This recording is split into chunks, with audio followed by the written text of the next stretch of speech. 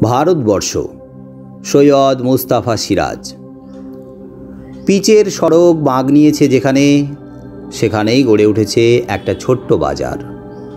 পিছনে গ্রাম, ঘন বাঁশ বনে ঢাকা। গ্রামে বিদ্যুৎ নেই, তাই মাঝে মাঝে বিমর্ষ সভ্যতার মুখ চোখে পড়ে, যখন কিনা কাঁচা রাস্তা ধরে সবুজ ঝোপের ফাঁকে এগিয়ে আসে কোনো যুবক বা যুবতী। পরনে যা পোশাক তা আমেদাবাদের কারখানায় তৈরি, কিন্তু বাজারে বিদ্যুৎ আছে। 3টে চায়ের দোকান, 2টো সন্দেশের, 3টে পোশাকের, একটা মনোহারির, 2টো মুদিখানার, আর একটা আড়ত আছে। একটা হাস্কিং মেশিন আছে, তার পিছনে ইট ভাটা আছে। চারপাশের গ্রাম থেকে লোকেরা আসে, রাত 9টা অবধি জোর জমাটি ভাব থাকে। তারপর সব ফাঁকা, শুধু কিছু আলো জ্বলে, কিছু নেড়ি কুত্তার ছায়া ঘোরে পিচের ওপর। মাঝে মাঝে চলে যায় ট্রাক দূরের শহরের দিকে, আবার সব চুপচাপ। বাঁকের মুখে আদ্যিকালের বটগাছে পেঁচার ডাকও স্তব্ধতার অন্তর্গত মনে হয়। সময়টা ছিল শীতের। বাজারের উত্তরে বিশাল মাঠ থেকে কনকনে বাতাস বয়ে আসছিল সারাক্ষণ। তারপর আকাশ ধূসর হলো মেঘে, হালকা বৃষ্টি শুরু হলো। রাঢ়বাংলার শীত এমনিতেই খুব জাঁকালো, বৃষ্টিতে তা হলো ধারালো। ভদ্রলোকে বলে পৌষে বাদলা, ছোট লোকে বলে ডাওর, আর বৃষ্টির সঙ্গে বাতাস জোরালো হলে তারা বলে ফাঁপি। সেবার এই আবহাওয়া হয়ে পড়ল ফাঁপি। তখনও দূরের মাঠে ধান কাটা হয়নি। এই অকাল দুর্যোগে ধানের ক্ষতি হবে প্রচণ্ড, তাই লোকের মেজাজ গেল বিগড়ে। চাষাভুষো মানুষ চায়ের দোকানে আড্ডা দিতে দিতে প্রতীক্ষা করতে লাগলো রোদে ঝলমল একটা দিন, এবং মুণ্ডুপাত করতে লাগলো আল্লাহ ভগবানের। শেষ অবধি ক্ষিপ্ত কোনো যুবক চাষি চেঁচিয়ে বলে দিল, মাথার ওপর আর কোনো সালা নেই রে, কেউ নাই। কেউ নেই মাথার উপর। তখন যা খুশি করা যায়। ক্ষিপ্ত মেজাজে কথায় কথায় তর্ক বাঁধে, মারামারির উপক্রম হয়, এবং তর্কের কোনো প্রসঙ্গ অপ্রসঙ্গ নেই, একটা কিছু পেলেই হলো। সেই দুরন্ত শীতের অকাল দুর্যোগে গ্রামের ঘরে বসে কারও সময় কাটে না। সবাই চলে আসে সভ্যতার ছোট্ট উনুনের পাশে হাত পা সেঁকে নিতে। এইটুকুই যা সুখ তখন। এবং অলস দিন কাটানোর একঘেয়েমি দূর করতেই নানান কথা আসে। বোম্বাইয়ের অভিনেতা অভিনেত্রী, কিংবা গায়ক, অথবা ইন্দিরা গান্ধী, মুখ্যমন্ত্রী, এমএলএ, নয়তো সরাবাউরি, সে সবই এসে পড়ে। জোর কথা কাটাকাটি হয়, চাওয়ালার বিক্রি বাটা বাড়ে। ধানের মরশুম, আজ না হোক কাল পয়সা পাবেই, তাই ধারের অঙ্ক বেড়ে চলে। সেই সময় এলো এক বুড়ি, থুরথুরে কুঁজো ভিখিরি বুড়ি, রাক্ষসী চেহারা, এক মাথা সাদা চুল, ছেঁড়া নোংরা একটা কাপড় পরনে, গায়ে জড়ানো তেমনি চিটচিটে তুলোর কম্বল, এক হাতে বেঁটে লাঠি। পিচের পথে ভিজতে ভিজতে দিব্যি একই তালে হেঁটে এলো। ক্ষয়া খরবুটে মুখে তার সুদীর্ঘ আয়ুর চিহ্ন প্রকট। তর্কের মধ্যে চায়ের দোকানে ঢুকে চা চাইল সে। তাকে দেখে সবাই তর্ক থামলে। এই দুর্যোগে কিভাবে বেঁচে পড়তে হেঁটে আসতে পারল, সেটাই সবাইকে অবাক করেছিল।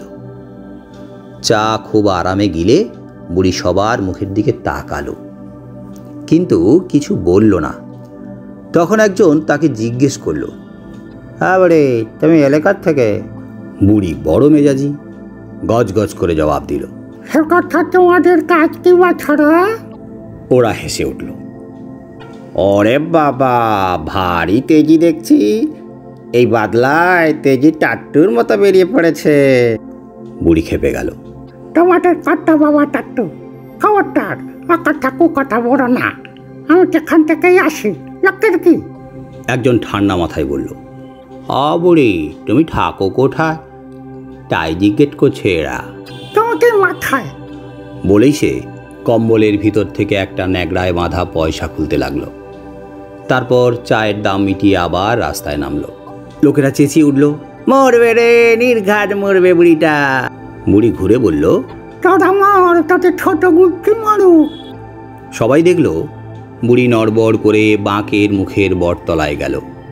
বটতলাটা ফাঁকা, মাটি ভিজে প্রায় কাদা হয়ে রয়েছে।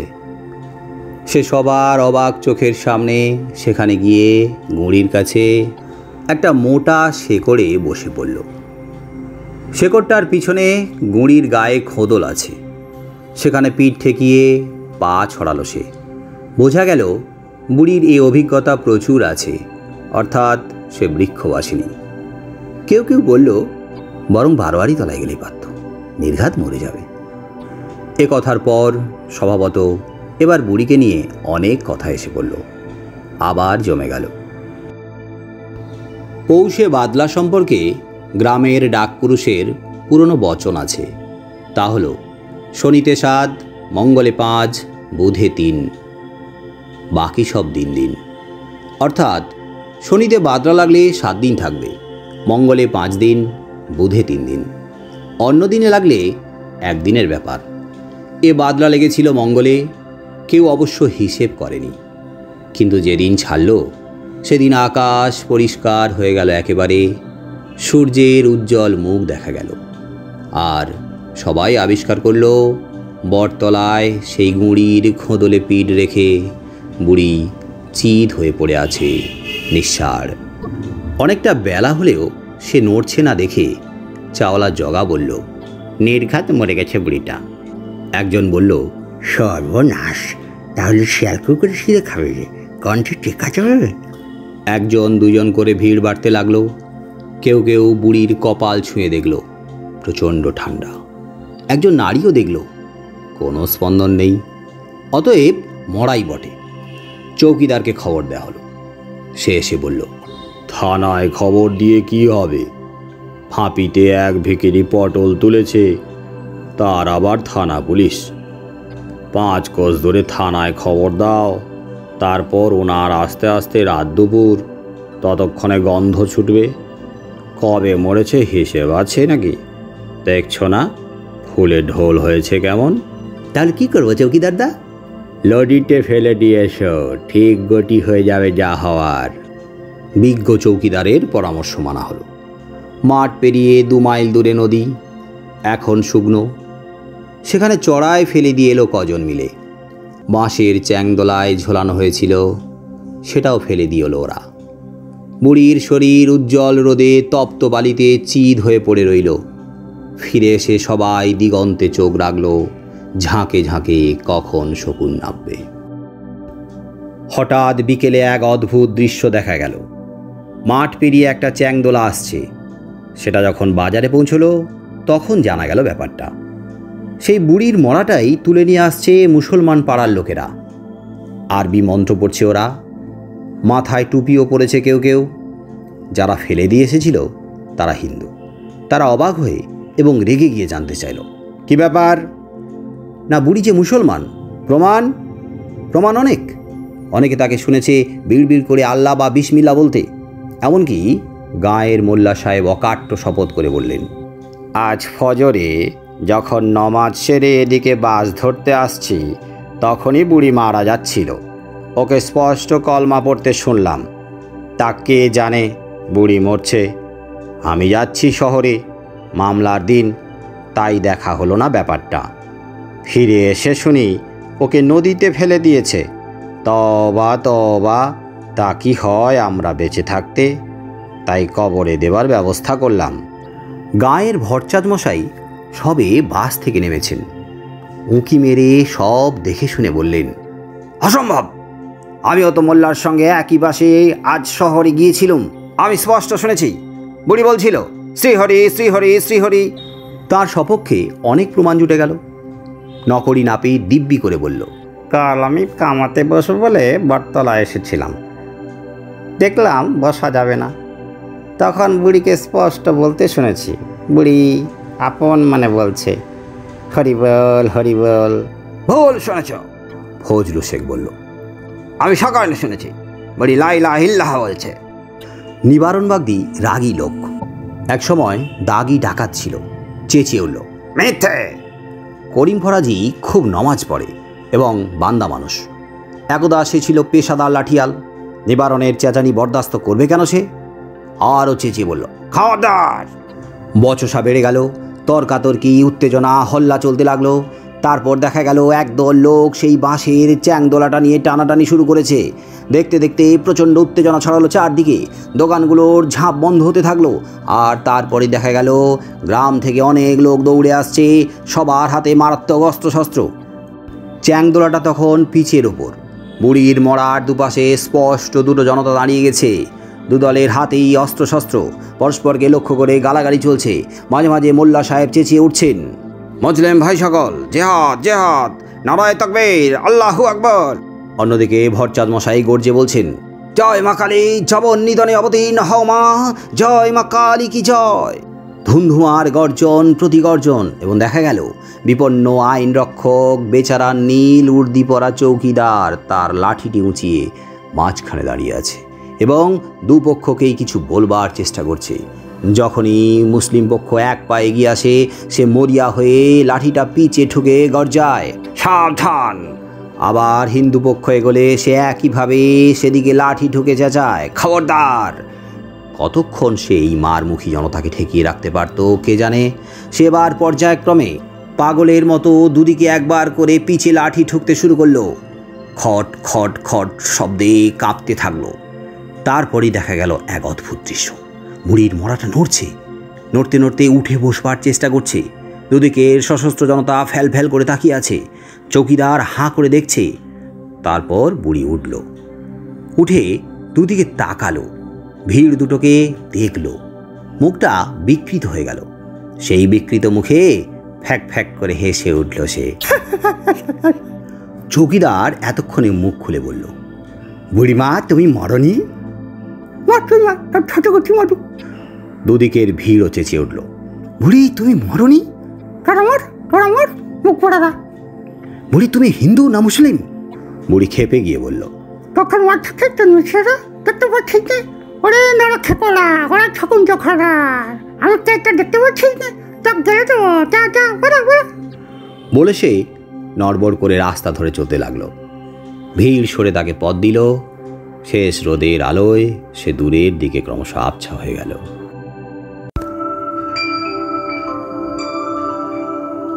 ভারতবর্ষ, লেখক সৈয়দ মুস্তাফা সিরাজ। লেখক পরিচিতি: 1930 খ্রিস্টাব্দে মুর্শিদাবাদ জেলার খোসবাসপুর গ্রামে সৈয়দ মুস্তাফা সিরাজের জন্ম হয়। পারিবারিক জীবনে তিনি সাহিত্যিক পরিমণ্ডল লাভ করেছিলেন।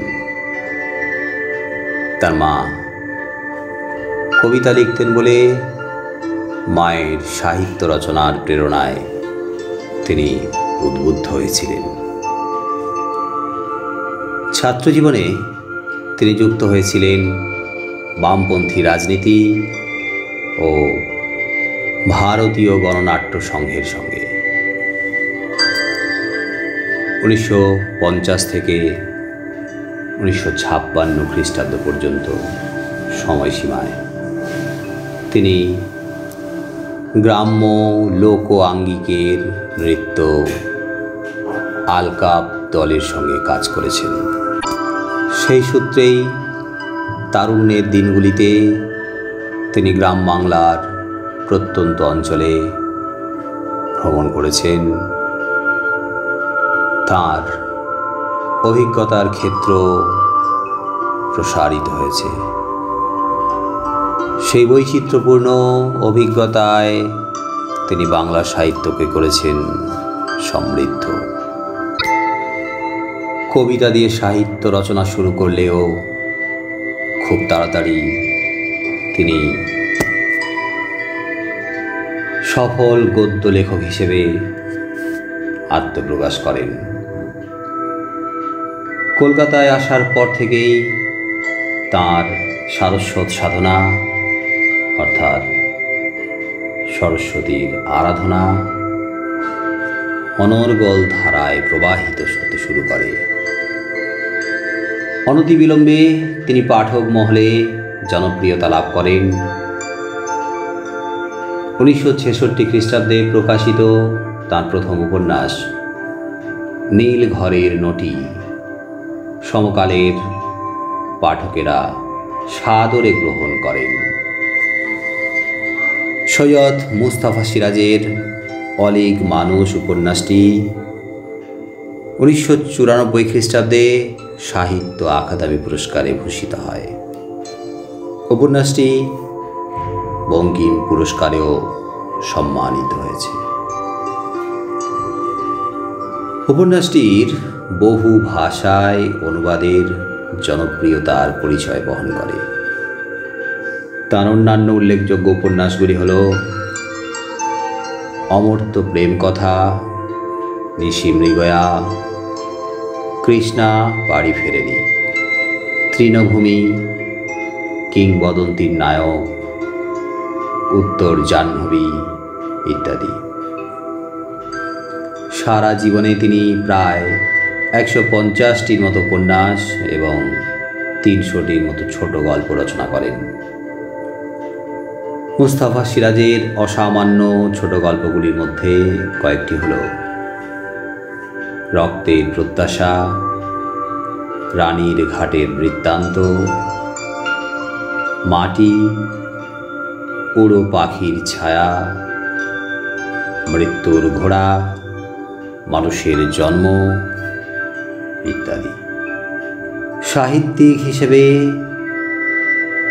বিশেষ অবদানের জন্য তিনি পেয়েছেন বহু আলোকা পুরস্কার, দিল্লি বিশ্ববিদ্যালয়ের নরসিংহ দাস স্মৃতি পুরস্কার,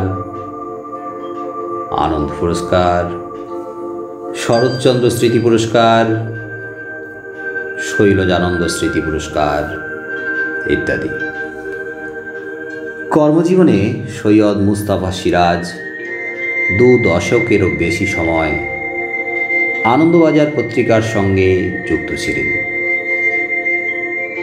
গ্রাম বাংলার সঙ্গে ঘনিষ্ঠ যোগাযোগের সূত্রে তাঁর লেখায় গ্রামীণ জীবন ও সমাজ আন্তরিকভাবে আত্মপ্রকাশ করেছে।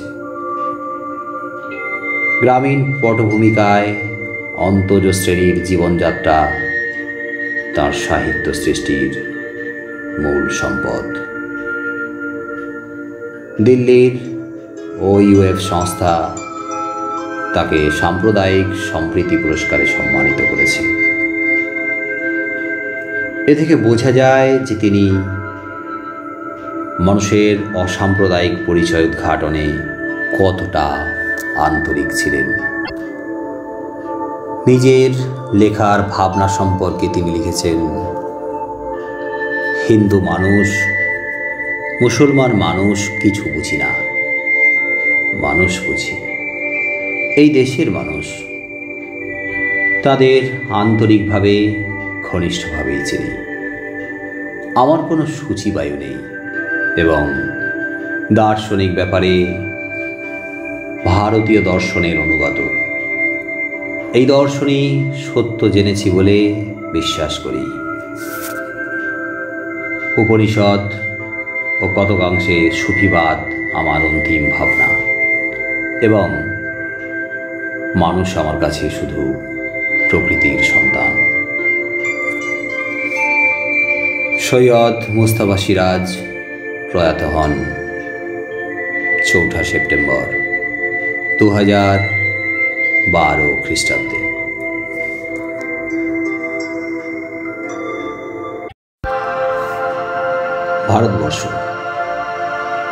ভারতবর্ষ গল্পের শব্দার্থ, যে শব্দার্থগুলো তোমাদের খুব মন দিয়ে শুনে মনে রাখতে হবে, কারণ এই ভারতবর্ষ গল্পের লাইন ধরে ব্যাখ্যা করার সময় শব্দার্থগুলো ভীষণভাবে প্রয়োজন হবে। তাই ভারতবর্ষ গল্পের শব্দার্থ তোমাদের জন্য। আমেদাবাদ হলো গুজরাটের শহর, গুজরাটের শহর আহমেদাবাদ। এই আহমেদাবাদ বস্ত্র শিল্পের জন্য অত্যন্ত প্রসিদ্ধ। মনোহারি, মনোহারি শব্দকে আমরা যদি ভাঙি তাহলে মন হরণ করে যা, তাই তো মনোহারি। হ্যাঁ, মনোহারি যেখানে শৌখিন দ্রব্য, প্রসাধন সামগ্রী প্রভৃতি বিক্রি হয়, এই মনোহারি দোকানকে আমরা স্টেশনারি দোকান বলেই জানি। হাস্কিং মেশিন, হাস্কিং মেশিন হলো ধানের খোসা ছাড়ানোর জন্য মেশিন, যাকে আমরা ধান কলও বলি। ধান কল, ধান ভাঙানোর কল, যেখান থেকে ধান ভেঙে চাল উৎপন্ন করা হয়। ইট ভাটা, ইট ভাটা মানে ইট খোলা, যেখানে ইট তৈরি করা হয়। চুল্লিতে পুড়িয়ে ইট তৈরি করার যে কারখানা, তাকেই বলা হয় ইট ভাটা।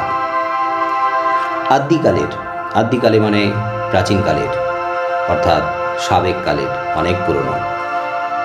রাঢ় বাংলা, রাঢ় বাংলা তোমরা জানো, রাঢ় অঞ্চল বাংলার, প্রধানত ভাগীরথীর পশ্চিম তীরবর্তী অঞ্চলকে রাঢ় বাংলা বলা হয়। তবে এই রাঢ় বাংলা কলকাতা, বর্ধমান,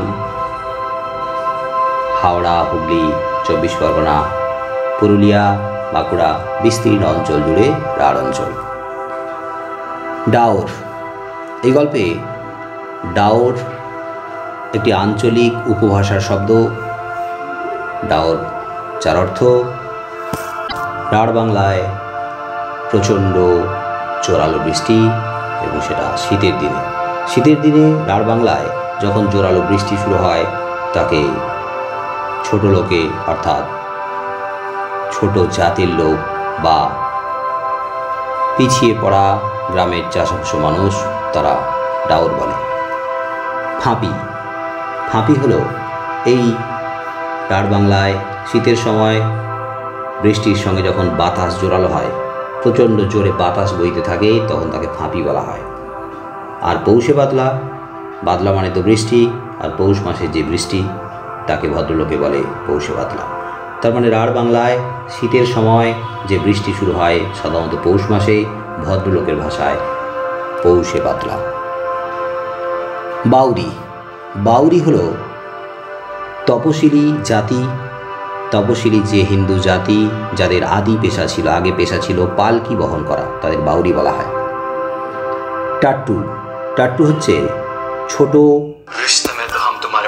ছোট আকৃতির ঘোড়া, কিন্তু বেশ শক্তিশালী, যে টকবক টকবক করে এগিয়ে যায়, তাকে টাট্টু ঘোড়া বলা হয়।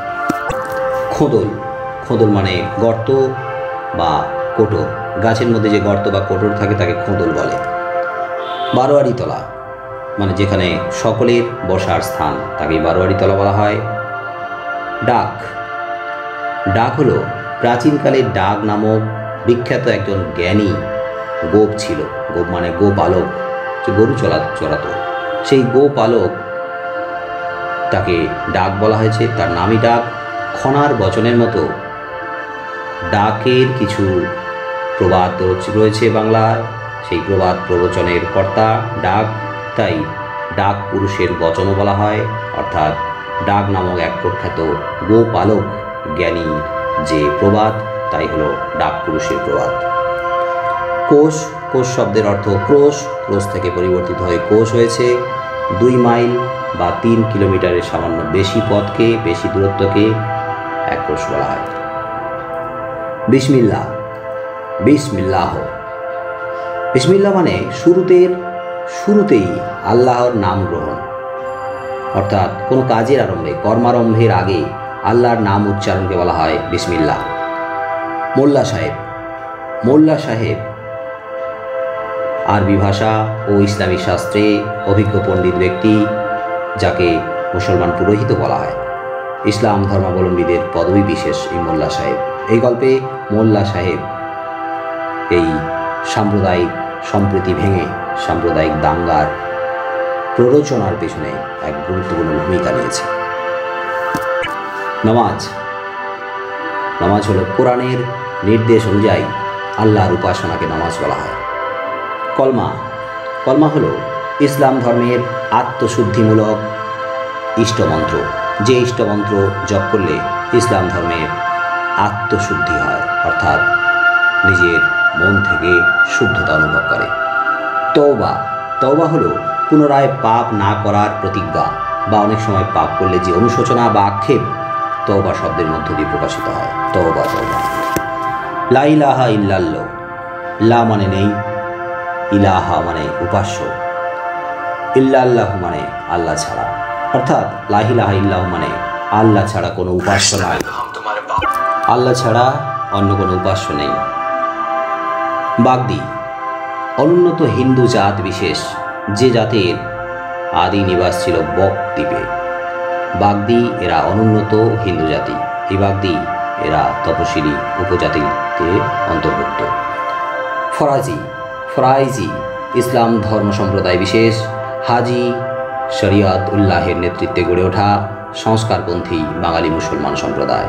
এখানে করিম ফরাজির কথা বলা হয়েছে। বান্দা বান্দা মানে একান্ত অনুগত, খোদার বান্দা বলা হয়, মানে খোদার অর্থাৎ ঈশ্বরের একান্ত অনুগত, তাই হলো বান্দা। মুসলিম মানে মুসলমান। জিহাদ জিহাদ তো তোমরা জানো, মানে ধর্মযুদ্ধ। অন্য ধর্মাবলম্বীদের বিরুদ্ধে মুসলিমদের যে ধর্মযুদ্ধ তাকে জিহাদ বলা হয়। নারায়ে নারায়ে মানে উচ্চ ঈশ্বরে। তকবীর তকবীর মানে আল্লাহর গুণ কীর্তন বা আল্লাহর প্রশংসা। উচ্চস্বরে আল্লাহর গুণ কীর্তন বা প্রশংসাকে বলা হয় নারায়ে তকবীর। আল্লাহু আকবর আল্লাহু আকবর মানে আল্লাহই সর্বশ্রেষ্ঠ, আল্লাহই সর্বশ্রেষ্ঠ, সবার ঊর্ধ্বে। ধুন্দুমার মানে হুলুস থুলুস, প্রচণ্ড। আইন রক্ষক যিনি আইন রক্ষা করেন, এখানে আইন রক্ষক চৌকিদার সাহেব। মিনসেরা মিনসে শব্দটা অবজ্ঞায় বা তুচ্ছতাচ্ছিল্য অর্থে পুরুষ মানুষকে বলা হয় গ্রাম্য আঞ্চলিক শব্দে। নরকক্ষেকো নরকের অখাদ্য খায় যারা, এখানে নরকের কীট বা নরকের পোকা যে নরকে থেকে নরকের অখাদ্য খেয়ে বেঁচে থাকে, এটা এখানে একটা বিশেষ গালাগালি, গালাগালি বিশেষ। শকুন চোখা শকুনের মতো চোখ বা দৃষ্টি, অর্থাৎ লোভী, সর্বদা মৃতদেহ খোঁজে যারা, গালাগালি বিশেষ এখানে। শকুনের মতো চোখ মানে যেখানে মৃতদেহ, যেখানে স্বার্থ সেখানেই ধেয়ে যায়। এখানে শকুন চোখ মানে গালাগালি বিশেষ। বৃদ্ধা তাদের উদ্দেশ্যে বলেছিল যারা নিজেদের চেতনার চোখটাকে আচ্ছন্ন করে রেখেছিল, যারা নিজেদের সত্তাকে ঘুম পাড়িয়ে দিয়েছিল। তাহলে তোমরা এই শব্দগুলোকে খুব ভালোভাবে মনে রাখবে, মুখস্থ করবে, কারণ এই শব্দগুলো গল্পের লাইন ধরে ব্যাখ্যা করার সময় আমাদের অত্যন্ত জরুরি দরকার। ভারতবর্ষ, লেখক সৈয়দ মুস্তাফা সিরাজ। আধুনিক বাংলা সাহিত্যের অন্যতম শ্রেষ্ঠ ছোট গল্পকার সৈয়দ মুস্তাফা সিরাজের বাংলা সাহিত্যে মৌলিকত্ব তথা স্বতন্ত্রতা বারবার প্রমাণিত হয়েছে। তার বহু লেখা হয়েছে কালোত্তীর্ণ, হয়েছে যুগোত্তীর্ণ। যে স্বদেশের ছবি তিনি তার লেখার মধ্যে তুলে আনেন, যে চরিত্রের কথা তিনি বলেন, যে দেশজ পটভূমিতে তার গল্পের চরিত্ররা ভিড় জমায়, তা এক কথায় অনন্য। তার গল্পের মধ্যে পাওয়া যায় চিরচেনা মানুষের কণ্ঠস্বর। তার অনুকম্পায় মন এবং স্পর্শকাতর অনুভূতি যে কোনো চরিত্রের মন ছুঁয়ে যায়। তিনি বিশ্বাস করতেন শিল্প সাহিত্য সংস্কৃতির মাধ্যমে পাঠকের চেতনাকে উদ্বুদ্ধ করা যায়। এজন্য তার লেখার মধ্যে উঠে আসে জ্বলন্ত বাস্তবতা। তার লেখার মধ্যে উঠে আসে আমাদের আশেপাশের চেনা পরিচিত জগৎ। কখনো পুরাণ থেকে কোরআন, অতীত থেকে বর্তমান,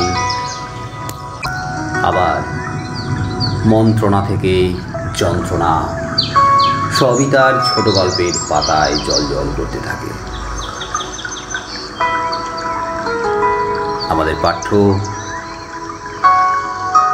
ভারতবর্ষ গল্প তার ব্যতিক্রম নয়।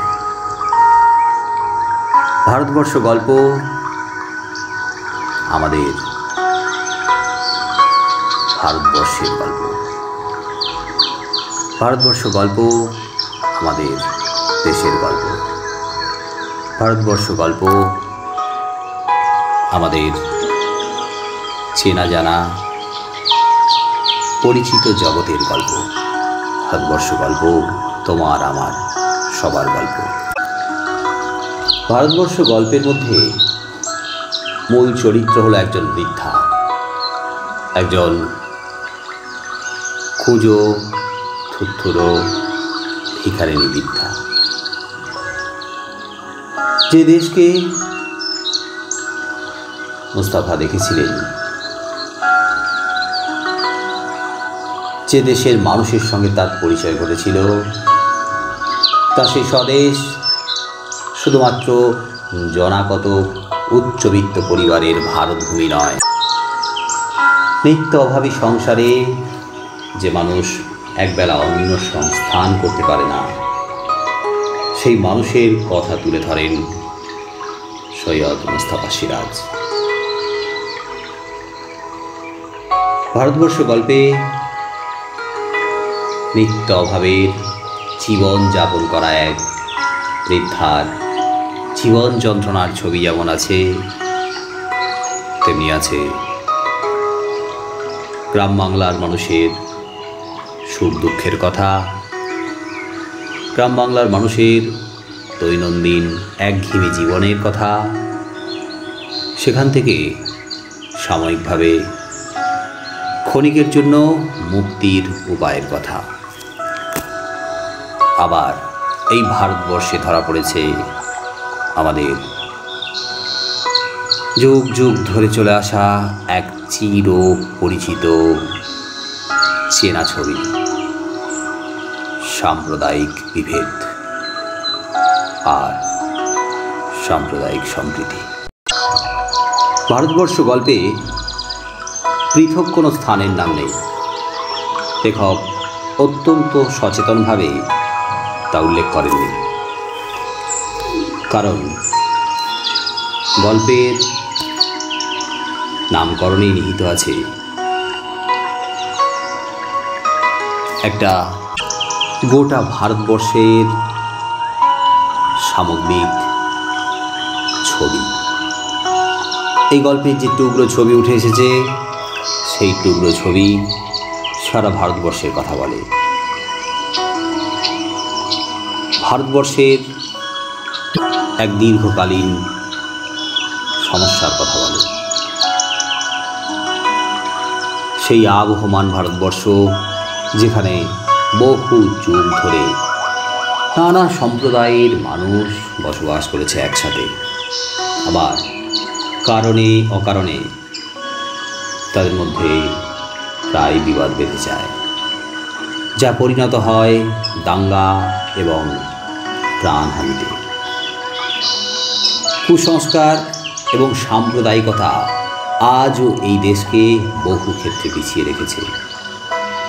অশিক্ষা আর অজ্ঞানতাই এর প্রধান কারণ। আলোচ্য ভারতবর্ষ গল্পে এই সংবেদনশীল বিষয়টির প্রতি গল্পকার আলোকপাত করেছেন।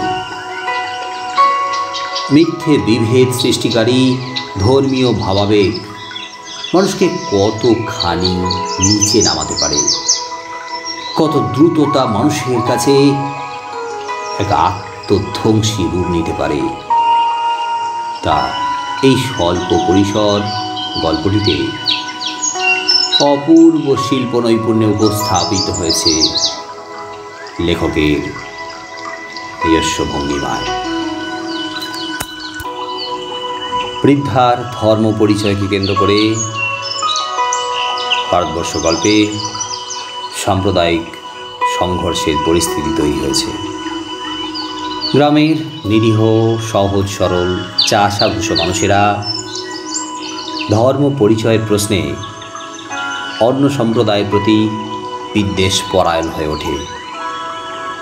গ্রামের হিন্দু মুসলমান দুই সম্প্রদায়ের মানুষ নিজের নিজের ধর্ম পরিচয় ও ধর্মসত্তাকে প্রাধান্য দেওয়ার উদ্দেশ্যে একে অপরের প্রতি মারমুখী হয়ে ওঠে। অথচ এরাই কিন্তু একে অপরের বিপদে আপদে সুখে দুঃখে মিলেমিশে ছিল। অথচ সামান্য একটা ঘটনাকে কেন্দ্র করে এদের মধ্যে যে ভয়ঙ্কর এক উগ্র সত্তার জাগরণ ঘটেছে তা সত্যি আমাদেরকে বিস্মিত করে। মুসলমান সম্প্রদায়ের প্রতিনিধি মোল্লা সাহেব চেঁচিয়ে তার সম্প্রদায়ের মানুষকে ধর্মযুদ্ধে উৎসাহ দেওয়ার প্রয়াস করেছেন। মুসলিম ভাই সকল, জিহাদ জিহাদ, নারায়ে তাকবীর, আল্লাহু আকবার। পাশাপাশি হিন্দু সম্প্রদায়ের প্রতিনিধি ভরচাজ মশাইও বলে ওঠেন, জয় মা কালী, চবন নিধনে অবতীর্ণ হও মা, জয় মা কালী কি জয়। অপরিচিত বৃদ্ধার মৃতদেহ দখল নিয়ে দুই পক্ষের বচসা শুরু হয়ে যায়। যদিও এই গ্রামবাসীরা মনে করেছিল বৃদ্ধা মৃত, তাই তারা বৃদ্ধার মৃতদেহের দখল নিয়ে নিজেদের মধ্যে সংঘাতে জড়িয়ে পড়ে। কিন্তু আমরা জানব বৃদ্ধার দেহ নিসার, অসার, বৃদ্ধা চেতনা হারিয়ে ফেলেছিল। এদিকে অজানা আশঙ্কার ভয়ে দোকানের ঝাঁপ বন্ধ হতে থাকে। পরক্ষণে দেখা যায় এতদিন গ্রামের যেসব মানুষ পরস্পর নিজেদের সঙ্গে ভ্রাতৃভাবে আবদ্ধ ছিল, নিজেদের সঙ্গে বন্ধুত্বের সম্পর্কে আবদ্ধ ছিল, এক পারস্পরিক সম্প্রীতির বন্ধনে আবদ্ধ ছিল, তারাই এখন সশস্ত্র হয়ে উঠেছে পরস্পরের বিরুদ্ধে। মারাত্মক অস্ত্রশস্ত্র নিয়ে তারা হাজির হয়েছে। উন্মত্ত প্রায় জনতাকে শান্ত করতে বিভ্রান্ত হয়ে পড়ে চৌকিদার। মুসলিম পক্ষ বা হিন্দু পক্ষ দুই সম্প্রদায়কে এগিয়ে আসতে দেখেই চৌকিদার লাঠি ঠুকে খবরদার বলে, সাবধান বলে নিরস্ত্র করার চেষ্টা করে। মারমুখী জনতাকে সে কোনো রকমে অসহায়ভাবে আটকে রাখার চেষ্টা করে। কিন্তু হঠাৎই দেখা যায় সাম্প্রদায়িক সংঘর্ষ ঘটিয়ে ওঠার আগেই মুহূর্তের মধ্যে বৃদ্ধার আকস্মিক জাগরণ সবাইকে অবাক করে দেয়, চমকে দেয়।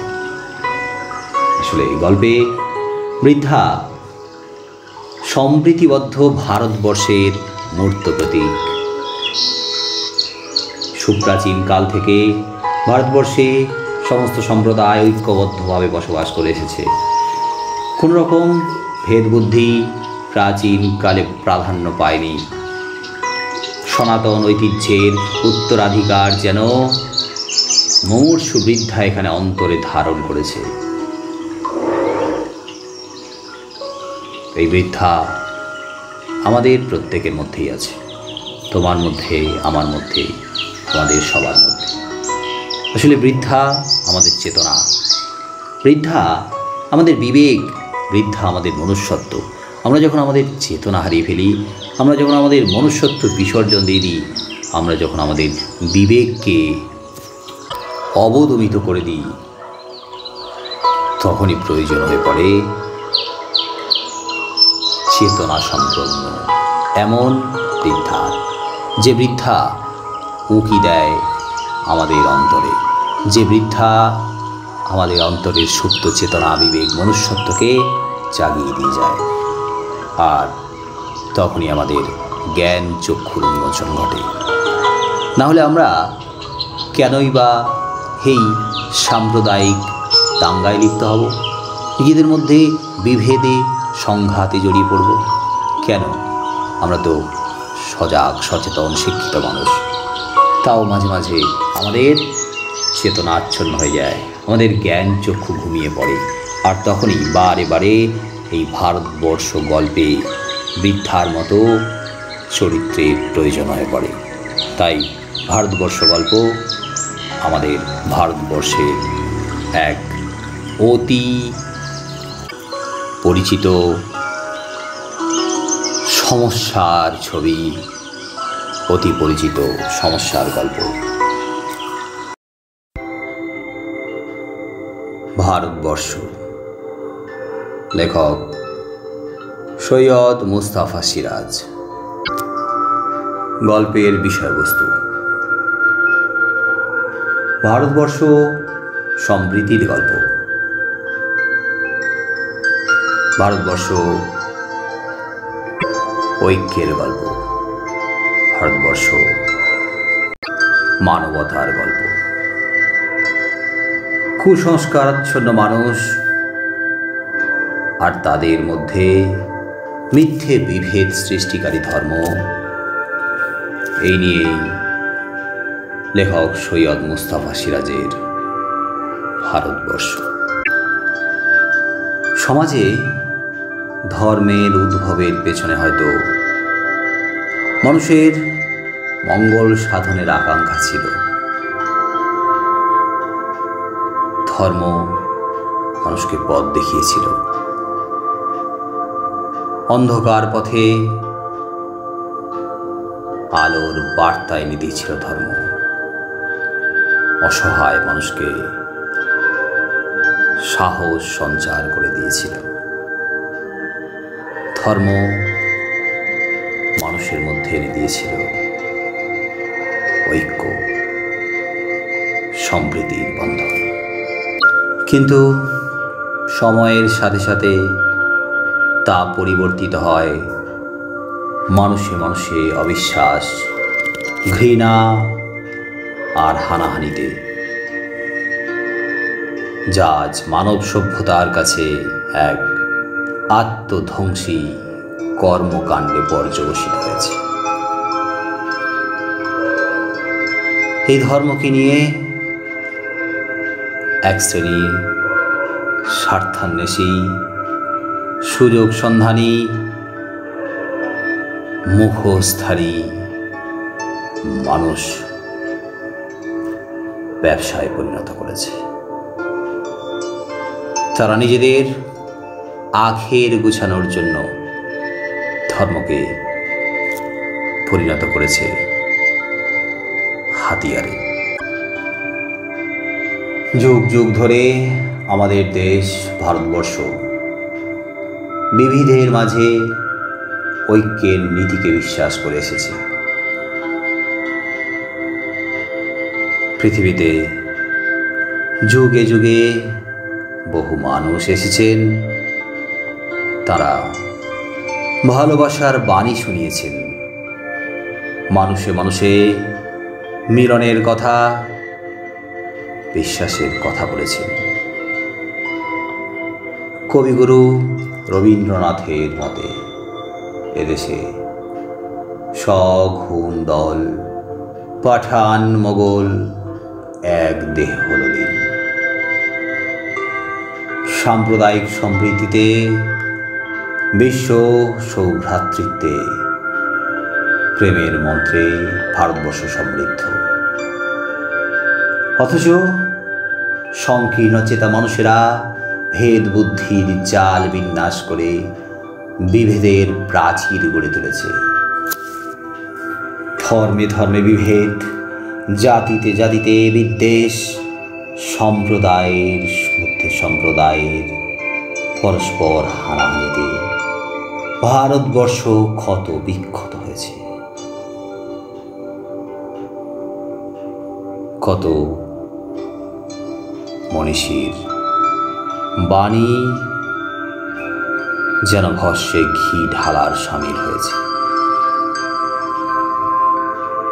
ধর্মীয় হানাহানি, সাম্প্রদায়িক দাঙ্গা, ধর্মকে ব্যক্তি স্বার্থ এবং ব্যবসায়িক স্বার্থে ব্যবহার, রাজনৈতিক উদ্দেশ্য চরিতার্থ করতে ধর্মকে কাজে লাগানো, আজ সবই যেন সভ্যতার অঙ্গ হয়ে উঠেছে। ভারতবর্ষ গল্পে দেখি এক ছোট্ট জনপদ, তার অবসর যাপন আর চায়ের দোকান, আড্ডার পরিবেশ। বেশিরভাগ মানুষ কৃষি নির্ভর। সময় শীতকাল, রাঢ় বাংলা, শীতের দিন। যদিও তখন কদিন ধরে বৃষ্টির দাপট, যা সেই গ্রামবাসীদের ভাষায় ফাঁপি, অর্থাৎ বৃষ্টির সাথে জোরালো বাতাস। এই ধরনের আবহাওয়ায় ফসলের ক্ষতি হয় খুব, তাই সকলেই চিন্তিত, সকলেই অসহায়ভাবে গালিগালাজ করতে থাকে আল্লাহ আর ভগবানের উদ্দেশ্যে। কেউ কেউ চিৎকার করে বলে ওঠে, মাথার উপর আর কোনো শালা নেই রে, আর কেউ নেই। মাথার উপর যখন কেউ থাকে না, তখন যা খুশি করা যায়। কথায় কথায় তর্ক বাঁধে। তর্কের কোনো প্রসঙ্গ অপ্রসঙ্গ নেই। আসলে মানুষের মেজাজ বিগড়ে আছে, মানুষের দেওয়ালে পিঠ থেকে গেছে, মুখের গ্রাস আজ চলে যাওয়ার উপক্রম। এরপরই দেখা যায় কাহিনী বাঁক নেয় অন্যদিকে, কাহিনী মোড় নেয় অন্য পথে। গল্পের মঞ্চে প্রবেশ করে এক থুরথুরে কুঁজো ভিখিরি বুড়ি। তার শরীর ক্ষয়ে গিয়েছে, কিন্তু কণ্ঠ সক্রিয়, সে স্পষ্টভাষী। সে দোকানে চা খায়, চায়ের পয়সা মিটিয়ে দেয়, আবার বৃষ্টির মধ্যে নেমে পড়ে। উৎসাহী মানুষের প্রশ্নবাণ সামলায় সে। তারপর ওই খারাপ আবহাওয়ার মধ্যেই আবার রওনা দেয় তার গন্তব্যে। কয়েকদিন পর আবহাওয়া পাল্টে যায়, রোদ ওঠে, আলো ঝলমলে পরিবেশ। কিন্তু দেখা যায় গ্রামের বটতলায় গুঁড়ির খোদলে পিঠ রেখে বুড়ি নিঃসাড় হয়ে পড়ে আছে। বুড়িকে মৃত মনে করে চৌকিদারের পরামর্শ মতো গাঁয়ের হিন্দুরা তাকে চ্যাংদোলায় বেঁধে ফেলে দিয়ে আসে নদীর শুকনো চড়ায়। বিকেলেই দেখা যায় গ্রামের মুসলমানরা তাকে আবার চ্যাংদোলায় করে নিয়ে এসেছে নদীর ধার থেকে।